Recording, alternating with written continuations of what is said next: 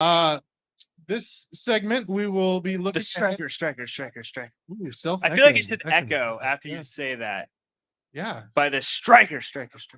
I mean, we can look into putting that in post. Yes. Okay. So this segment will be. We might have a future in doing this, just not this year. Yes, I will look ahead to the 2023 season, kind of off season. Looking at what's going on in the off season, what's happened so far, what's going to happen next. What do we think that FC Dallas should be doing?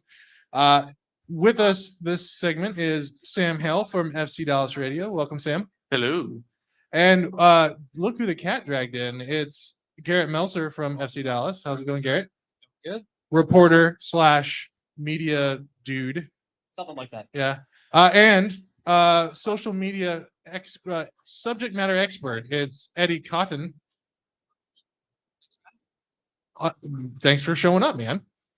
All right. So what do we know so far about this off season? Right now, yesterday, hot off the press, there was a roster announcement where FC Dallas has exercised their contract options for Edwin Cedillo, for Marco Farfan, and Sikian Sabalani.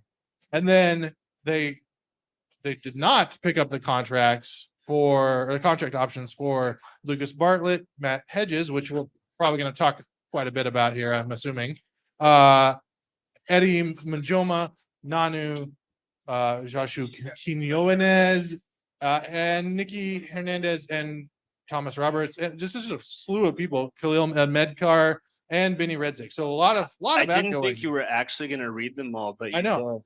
Did. Yeah, I think you're just going to go with like Matt Hedges. Matt Hedges and some other people. Yeah, Matt Hedges, Thomas Roberts. We like them too. The tribute videos will be flowing next February, yep. right? Yep. All right. So let's talk about that announcement. Let's start there. So any surprises in there for you gentlemen about players staying, players going? Not really. It's kind of a continuation on what we saw last season in terms of the roster rebuild. Nico Stevens putting his footprint on the team. So you see a lot of players who didn't play a lot last season moving on. That's part of Nico's preferences is a small squad of players who are going to contribute is one players who are either not in the squad or on the bench essentially all season. And most of those guys who didn't have their contract extended were part of that group. So to me, it all kind of made sense. Yeah, it looks like they're going to try to raise the floor of the team a little bit because the guys you saw outside of Matt, who obviously is his own discussion, are largely players that came in, in friendlies and U.S. Open Cup time. Yeah, some bit players. Yeah, it's just some of the lower level players that just, like Garrett said, they weren't getting a lot of time. And as Lucci, good Lord, Nico wants to kind of shorten the bench a little bit and kind of raise the overall quality of the team because the 1 through 11 was a high quality overall. Like there's some places to improve. But overall, I got him to third in a couple playoff games. But like once you got past about 13 or 14 on the bench, you started to kind of wonder where are the fits here? What are the options? What are the solutions? What does this fundamentally do to make the team better? And you can argue that just by virtue of their existence, it didn't give you as many answers to other questions as you needed. So they're going to kind of start trying to find new answers. And unfortunately, that means moving on from some really quality human beings and, in the world context, really good players, but everyone comes to an end. Every story has its end. And for those guys in Frisco, that's what they are. Yeah, I think you raise a really good point about the bench and the bench depth, right? Like those are the players that were on the bench. And like the question is, are any of those folks that were on the bench? We talked about it ad nauseum on the pod. Like when you're down down by a goal in the late in the game, which one of those guys that's on the bench that's not a starter are you going to bring in? To change the game. And I think that the answer is we're gonna find somebody else to do that. To add on to that, that's going to have more obviously the MLS season, 34 games plus playoffs, but also League's Cup. It's an extra entire tournament within that. And you know how seriously FC Dallas takes the Open Cup for a lot of different reasons. You need players who can come in and be essentially MLS starters, even if it's not an MLS game. And I guess that if you look at last season, they felt like those guys at the end of the bench maybe weren't out. No, I think it's very fair to say. I mean, you look at like the general sub pattern for Nico throughout the year. Adair would usually come on late. We'd see Tafari was the third center back who got plenty of starts and really did a good job this year. You'd see, the kind of the rotating window at midfielder, Siki or Brandon, whoever was, before the Leggett trade. But like those two became kind of like your midfield change-ups. But once you get past those dudes, and I guess Nanu got a decent amount of play, but his option didn't get picked up, so that's no real surprise. Like you just kind of ran out of creativity. You look at like even the Austin game, how they changed how they entirely played for the playoff game, and then some of the changes they made at the very end. Like it created more questions than Dallas can answer. So they come away from that game going, okay, we need to improve the overall quality of the team. And while you want to improve the first team as well, I'm sure they're going to try to. Like just be able to, hey, our 15th guy, our 16th guy, is he as good as the starting 11? No, but he gives different ideas. It allows you to shift and adapt and change to what your opponent's doing, because they struggled with that against Minnesota. They ultimately won, but they really couldn't overcome that with a more talented Austin team. I mean, so you guys both bring up interesting points around next season, the changes as far as the number of competitive matches. And I completely agree. This year, Nico had a very, very short bench. It's something he's got to change. I don't think, with the exception of Matt, I don't think anybody that's on this list is one that probably would have played in those matches anyway. So it does mean that they've got to open up space. They got to find some spots.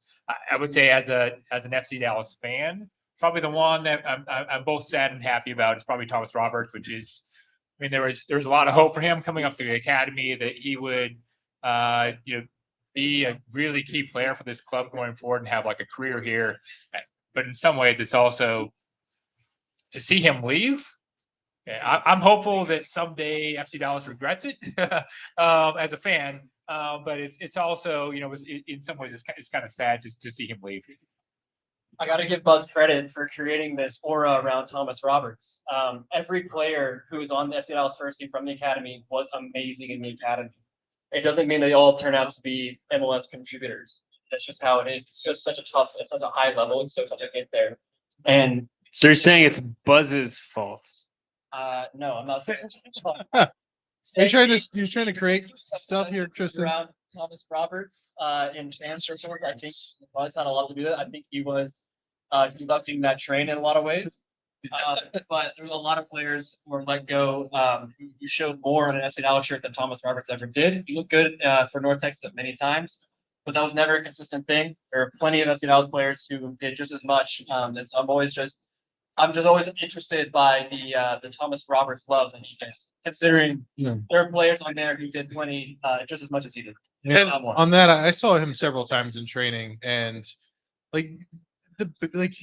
you can see that there's like the basis there, but he was like, I never saw him put it together in training any of the times that I was there. Like capable of an amazing few moments. Yeah. But so were all of those players that you listed as well. Yeah. And yeah, Thomas is an incredibly talented player, and I hope, like I said, he lands on his feet. I think he probably will. But yeah, the situation, it's just so tough to break into a squad that's challenging for playoffs every single year. And a lot of those players struggle with that too. And to that point, even too, like Thomas played here under 3 different managers. He went overseas and played for a 4th over there. Like at some point, and this is not a degradation on him, because again, he is a talented young player. You would like to see him figure it out under one of those 4, whether it was overseas on his loan or here in Dallas, for whatever reason. And I'm not smart enough to figure out why. It just wasn't going to work out here. So it does make sense to give him another try, let him go somewhere else, and let somebody else continue the Thomas Roberts project.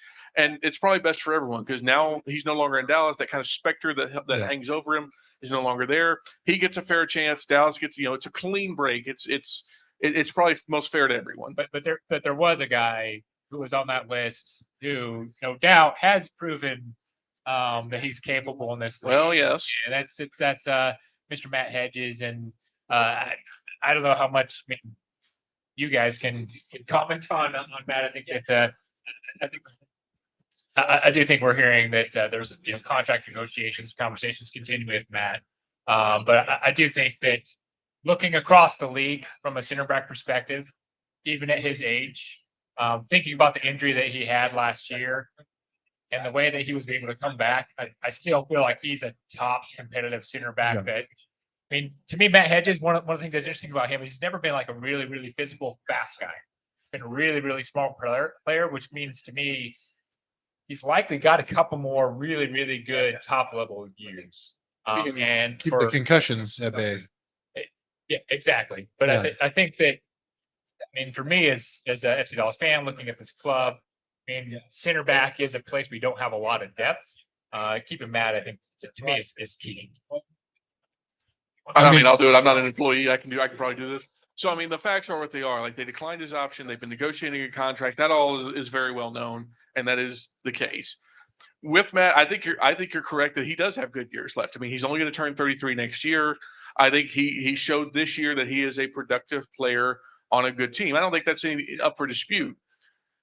I would not be surprised, though I would be very sad that if he did depart, and that's not insider info. Let's just kind of look at the landscape as it is, because there is reported interest elsewhere. And I think as you look at what the team is kind of going towards, they want to have a strong defense, and they had a very good defense last year with him, Martinez, Farfan, Ema, and Martin. But I could see a situation with a very robust corner center back market this year. You got the guys from New York City FC are out. Aaron Long assisting free agency after making the World Cup roster. There are some options out there, and who knows what Andre Zanota, the Globetrotter himself, has come up with. He may have found the next great thing in a country we don't even know about yet.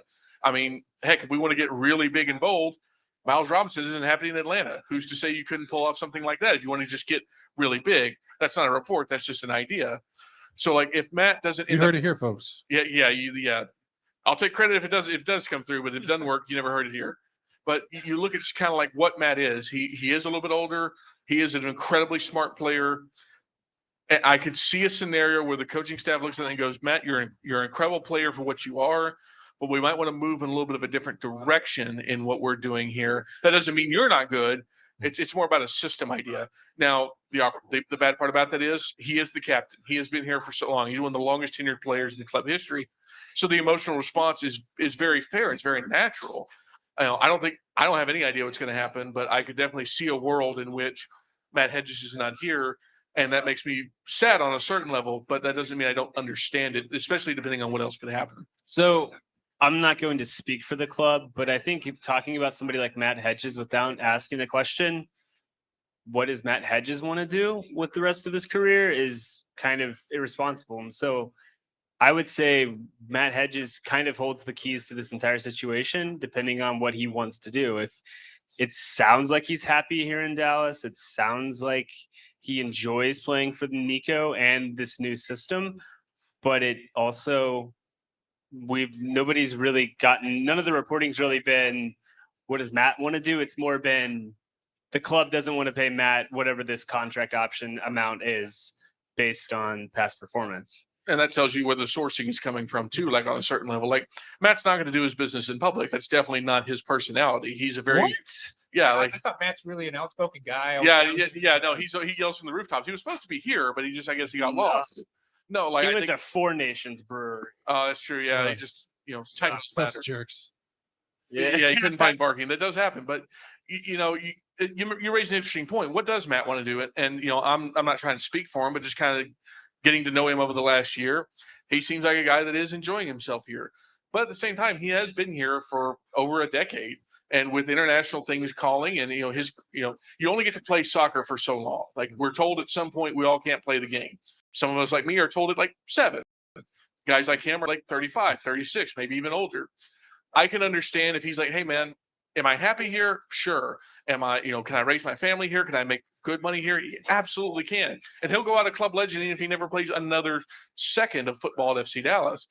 But hey, there's only a chance to go do some of these other things once. And, you can always come back to Dallas. Like, this place will always love him and always respect him unless he goes on like some sort of weird media tour, which we've already established he's not going to do. That's not his style.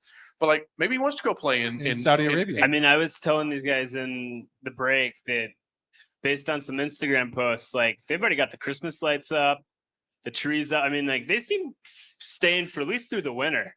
So I'm hopeful that there's some break, because based on the case on that. I mean, if you didn't ask me to put my I've got the North Denton and Collin County beat locked down. I mean, if I was putting my money down right now, At Tristan Vick on Twitter. Everything. You live in my neighborhood. I know that you do. All right. I want to pivot and talk a little bit more like about next season. So Eddie, if you're Andre Zanota and you're Nico Estevez, like what gaps do you see, and And what And gaps? are which you- Brazilian that we don't Yes. know about will you be bringing in to fill them? Look at last season. The big key for last season was about building that core. Looking because of Paul Ariola bringing some John halfway through the year and now Velasco. So, and you look at the cuts at the end of the season. I think we're aspiring to build that up at whatever positions that you feel is the need. Obviously, center back would be one of them if you look at depth currently. Potentially another winger in there. But no matter what, it's just about adding these depth pieces. I think you have such a strong core. Saw that last season, and that's a reason to be optimistic for this year. And you look at every move from last season. I think it was the first perfect off season for FC Dallas in a long time. And you have to be excited about Andres voting and Nico's scouting. Just be excited and look at depth pieces and how you can support this team for a full season. Good. Well, I mean, what's funny is you said perfect off season. I was like, really? I was like, and then I started thinking about it. I was like, it was Business got done. It got done It was fast. really, I mean, both from the veterans they brought in from within MLS, as well as some of the external signings. It was really, really a really good year for Zanata and the club as far as filling some of the gaps. If they can do that again this year, that'd be awesome. I'd had to disagree as far as I think that there are some areas within this club that there needs some strengths. Center back you mentioned, right, especially with currently Matt not being on the roster. I think that as far as outside backs, we've had Emma, who's really progressed this year. We've seen a lot of good things from him, but Competition might be needed. I don't know if there's a lot of depth there, especially now. Majoma going on. With Majoma going on as well, right? I think there as well as man, I feel like every year this club is looking for a winger. Having some good Bring winger back Hernan Grana.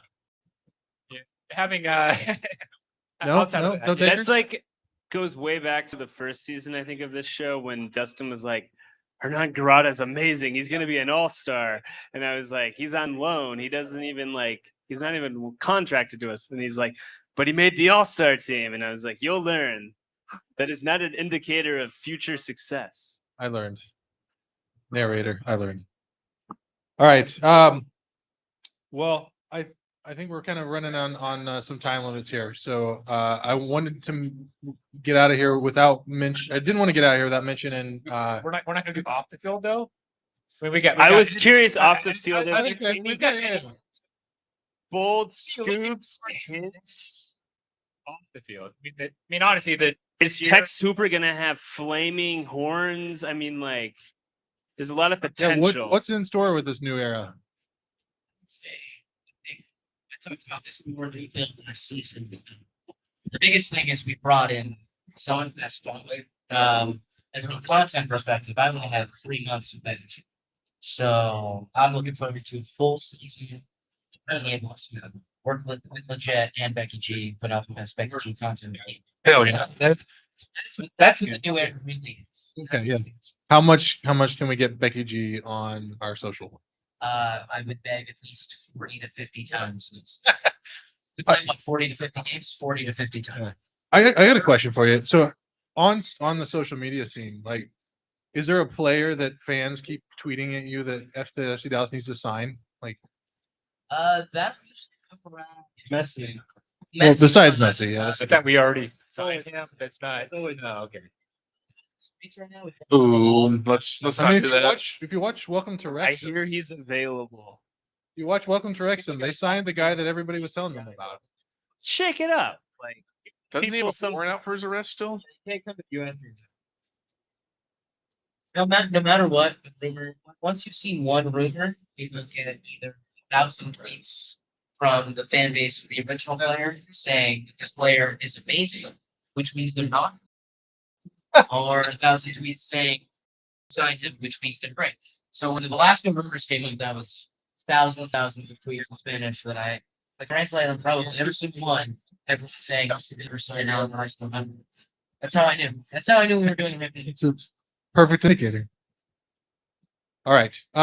So San Antonio FC won the USL the league USL playoffs on Sunday.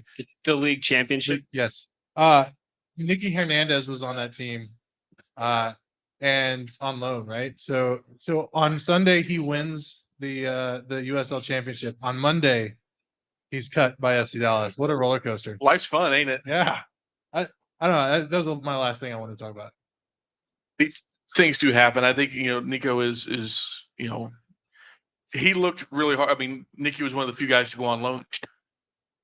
See, was big for him, and I think he showed some development. I think it's kind of like those other guys that we saw that have departed the club and aren't really being negotiated with. Is he good at soccer? Oh yeah, like you have to be good to be at the level he's at. I think they're shooting a little bit higher. Encourage fans, because if you're going, hey, instead of putting our stock in a guy that had a good but not great season at the USL level, we're looking to get like a Sebastian Legit level guy, a legit MLS veteran who's proven himself across the league, who's had success in international play. Like, is it sad that these players, guys like him, are gone? Yeah, because you want to see the youth develop. Like, as a fan base, FC Dallas is conditioned that guys come through the academy, they come to the first team, and we call that success. And when they don't, we consider it a failure, quote unquote. But in a case like this, I think it's a good indication of where the team is right now. That, hey, we're aiming higher than a development. Like, it's a playoff team. They want to continue to be a playoff team. And there's going to be casualties to that. And is it unfortunate? Yeah, it is. But I think at the same time, when you can say, hey, our standing is higher, our achievements are higher, that's a good thing. It just comes with and to me, cost. it's more about thinking about this is a cycle. So you think about Oscar Pereira coming in. I don't know for sure which year it was, but Oscar Pereira came in, kind of built up. We had really, really big year with it in 2016, both from a Shield perspective as well as the U.S. Open Cup. We saw, recently we had Lucci come through. We saw the build up and we saw kind of disappointment in year 3. And so I know in some of the recent press releases or the press conferences, they were talking about a 3-year cycle for Nico that's just started. And honestly, to me, just thinking about this, being in year 1 of a 3-year cycle and having a home playoff match, it's kind of excites me. So I feel like we've got a foundation we can really build on, and that's, to me, one of the biggest positive takes away from this season I can come up with. What Nico did in less than 12 months was amazing. I think FC Dallas, in terms of its rebuild under him, is they're way ahead of schedule. In the new era tag I talked about, the club is clearly more ambitious on and off the field. And if that continues, I think we're in for a really exciting few years, because I think Nico is a great statesman in a lot of ways. And to that point too, like the immediate success of that is so important, both on the pitch and off the pitch, because it's easy, for a first-year coach to come in to say a message, but then like the mixed results, like in Charlotte, or maybe what St. Louis might go through, or even any of the new coaches, pick whoever. But like for Nico to have such immediate success, for all the signings in the offseason to really have a great amount of success, it creates buy-in and it creates an immediate return on investment. That means, hey, what we're doing is right. Let's keep doing it. Let's do more of it. And then hopefully more success will come. Like, it's a great indicator. Like, obviously this is not where we want to end. You want to end holding the trophy. But if you can have this much success under a first-year administration on the pitch, like it bodes well for the future, and it tells what direction, what heading to put the ship. So Dustin, you've heard it here. This is the base, right? We're building up. Right. It's the perfect way to end a beautiful Dallas soccer show, right? Yeah. It was Hell yeah, brother. End on the way up, right? All right. So we'll see if FC Dallas can keep the momentum up in 2023. You can read on the Striker about that. John Arnold's got that covered. Sam Hale, you going to be doing FC Dallas radio next season? As far as I know, until told differently. All righty. So tune into that. And then, check out ace reporter for FC Dallas, Garrett Melser, DTID podcasts. DTID podcast. Just want to say thank you guys for providing all the content you have over the last few years. I've enjoyed it. I'm sure everyone else too. It's very kind. Did you enjoy the mom series that Dustin did a few years ago? I did. Was that during COVID? I think so. Yeah, because there's a no bunch games of going on. yeah. Yeah, I did. Did someone say moms? We went for the soccer mom audience. The Dallas Soccer Mom Show is what we called ourselves for a little while. Yeah, we had to have some. I think Kellen Acosta's mom still follows us. Yeah, she does. We see her tweet at us. That's MLS champion Kellen Acosta, sir. Yeah, that's right. And Eddie, man, keep rocking that social media. That's awesome. reiterate Garrett's sentiments. We really appreciate everything you guys have done. Provide extra coverage for our fans. It's really important. So thank you. Yeah, man, we really appreciated your outfits on the pregame shows. Thank you. Yes. All right. We're going to take another quick break. When we come back, we're going to do a little bit of World Cup talk with Dan Crook, our English friend, to provide the one English friend. That's right. Good Lord. And like then, the token. yeah, and then we'll see who else is still around here at Three Nations. So quick break, and then we'll be right back.